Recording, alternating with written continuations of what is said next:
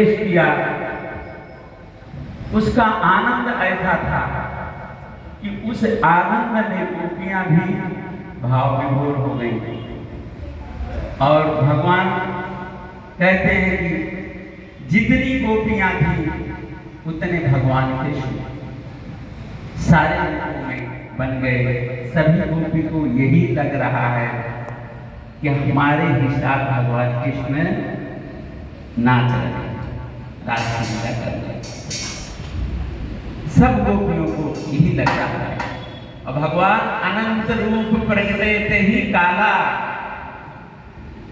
अनंत रूप में प्रकट हो गए। गोपियां, कोई गोपी नाच रही है, किसी के बालों की बेलाएं जो बालों में लगाती हैं माताएं बहनें, बेला चमेली के फूल तो झड़ के गिर रहे हैं। गोपियों को पसीने आ जा रहे हैं नाच नाच के। इस तरह से वो रास लीला में भगवान के साथ आनंद करते हैं।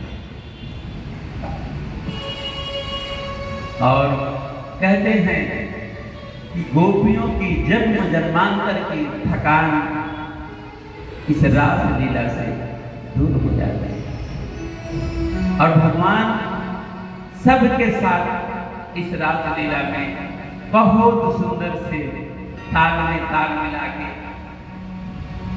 गोपियों की जो पायलें हैं एक साथ छम छम बज रही हैं, करधनी जो है बज रही है, झुमके छनछना रहे हैं। कहते कि किसी की बिंदिया इधर जा रही है, किसी की उधर जा रही है। ऐसा मनोहर दृश्य भगवान भोलेनाथ ने देखा तो भाव विभोर होकर के उनकी समाधि लग गई। कहते हैं कि महाराज भगवान शिव से बड़ा कोई वैष्णव नहीं है। भगवान शिव और भगवान विष्णु में फर्क नहीं समझना चाहिए,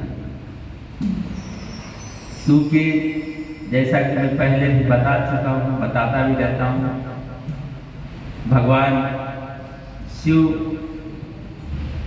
वो उनके इष्ट हैं, वो उनके इष्ट हैं ऐसा मानते हैं। लेकिन कहा गया है, रामचरितमानस में भी आया है ये बात, तुलसी में तुलसीदास जी ने कहा है कि शिव द्रोही मम दास कहावा, सो नर मुझ सपने नहीं भावा। भगवान विष्णु कहते हैं ऐसा, जो शिव से दुश्मनी करे और हमारी पूजा करे, हमारी भक्ति करे, वो हमको सपने में भी भाता नहीं, अच्छा नहीं लगता, उसकी पूजा में स्वीकार नहीं करता। यानी कि शिव ही विष्णु है, विष्णु ही शिव है। ये अनंत लीलाएं हैं भगवान की। और गोपियां भी, जैसा मैंने बताया कि किसी व्यक्ति विशेष या जीव या स्त्री का नाम नहीं है। जो अपनी इंद्रियों को परमात्मा को समर्पण कर दे वही गोपी। तो वो तो पुरुष भी करता है, स्त्री भी करती है। जैसा कि मैंने पहले भी बता चुका हूं कि एक बार नारद जी की और श्री सुखदेव जी महाराज की परीक्षा हुई। किसने परीक्षा की? जनक जी ने परीक्षा की। जनक जी महाराज जी सोचने लगे कि ये पता करें हम ये दोनों में श्रेष्ठ कौन है, नारद जी श्रेष्ठ हैं या सुखदेव जी श्रेष्ठ हैं। और जैसा कि मैं पहले बता चुका हूं कि सुखदेव जी ही भगवान शिव के अंशावतार हैं, जो व्यास जी के सुपुत्र बने इस भागवत भगवान के प्रचार प्रसार के लिए। और पहली कथा उन्होंने सुखदेव मुनि को सुनाई, उनको सुनाई परीक्षित जी। सुखदेव मुनि ने परीक्षित जी को समझा। तो भगवान शिव के अनुसार अवतार हैं सुखदेव जी, और नारद जी और सुखदेव जी की जब परीक्षा होती है, परीक्षा कैसे होती है?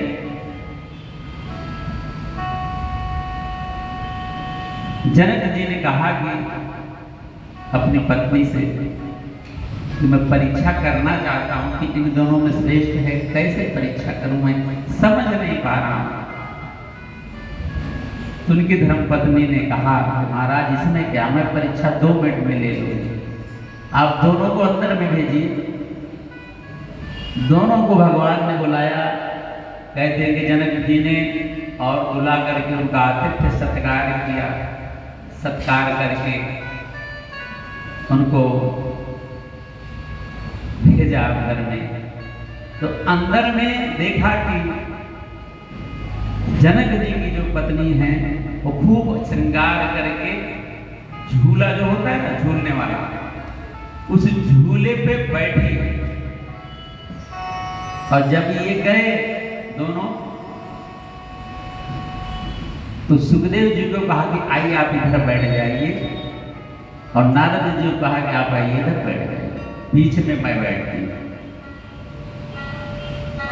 तो सुखदेव जी महाराज तो बैठ गए, लेकिन नारद जी नहीं बैठे। नारद जी ने कहा नहीं मैं नहीं बैठूंगा। तो उनसे प्रश्न हुआ कि आप बैठोगे क्यों नहीं? तो उन्होंने कहा कि स्त्री है तो स्त्री के बगल में मैं कैसे बैठ सकता हूँ। तो कहते हैं कि जनक जी की पत्नी ने, रानी ने उनको भेज दिया बात, आप दोनों जाइए, दोनों की परीक्षा हो गई। परीक्षा कैसे हो गई? फिर जनक जी से उन्होंने कहा कि महाराज नारद जी के लिए अभी भी जीव में ये जो है स्त्री पुरुष का भेद है। नारद जी के मन में अभी भी स्त्री पुरुष का भेद है, लेकिन सुखदेव जी के मन में स्त्री पुरुष का भेद नहीं है। और जिसके मन में स्त्री पुरुष का भेद नहीं है वही तो परम ज्ञानी, क्योंकि ये तो शरीर है, ये शरीर आज है कल नहीं रहेगा, लेकिन आत्मा दोनों की एक ही है। इस आत्मा को इस जन्म में पुरुष का शरीर मिला है, अगले जन्म में स्त्री का शरीर पाएगा, क्या पता, तो है तो जीवात्मा ही।